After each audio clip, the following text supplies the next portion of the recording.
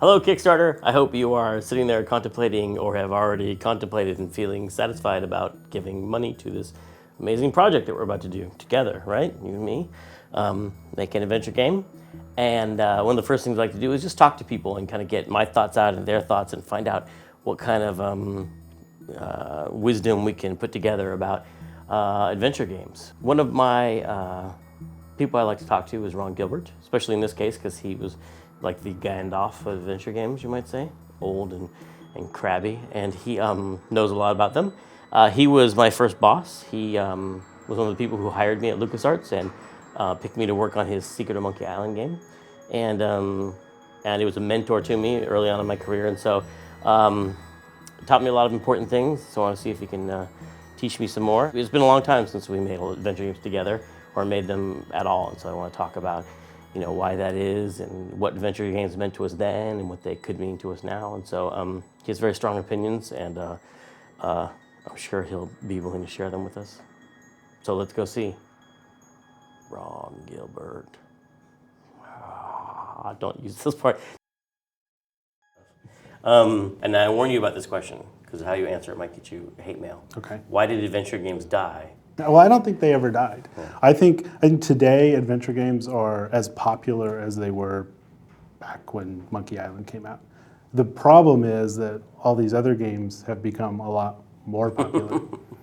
When Monkey Island came out, selling 200,000 copies of an adventure game was huge. Doing that was our big goal. That breaking was 100,000 was our goal. And I think you'd still sell 100 or 200,000 copies of an adventure game today. The problem is Call of Duty sells 6 and 7 million copies. Yeah, so I think they're still very popular. It's just that they haven't kept pace with other games out there. A lot of things that used to be really unique to adventure games, like story and like ambiance. Like the adventure games more than like an action game would really stress, immersion in the fantasy world and character and stuff like that, and dialogue, especially funny dialogue. Some of those things have been incorporated into like almost all games now. Are games like modern games, like would you call games like LA Noire an adventure game? I wouldn't call those adventure games. A lot of people do call them adventure games. Even a game like Limbo, which I like a lot, I don't know that I would sort of call that. They kind of like pigeonhole when they're like chopping up games into categories. They'll put that under adventure because you go on an adventure, but it's not. It's not really an adventure game. I mean, to me, an adventure game isn't about going on an adventure. I mean, sometimes adventure games are really not about going on an adventure, but it's about that puzzle solving. It's about kind of intellectually working your way through the game. Don't you do that in Limbo? You kind of work through a puzzle. Yeah, but I don't know, it's different. I mean, I don't know why I don't consider Limbo an adventure game, but I just don't. I think it's a gray area. Well, that's like a Limbo joke, because it's like black and white. Because you are solving puzzles, it's structured so different than a normal adventure game, which has a lot of purposeful backtracking and navigation, exploration, like non-linear exploration. Right. But I wonder, is that one of the reasons adventure games have lost popularity? Do people? You said they didn't lose. Well, that they're not gaining popularity in pace with everything else. Is it that modern gamers don't have the patience for adventure games? Because to me, one of the great things about adventure games is when I'm playing a really good adventure game, it's really about this quiet contemplation. It's about me sitting at the computer, having fun thinking about this game.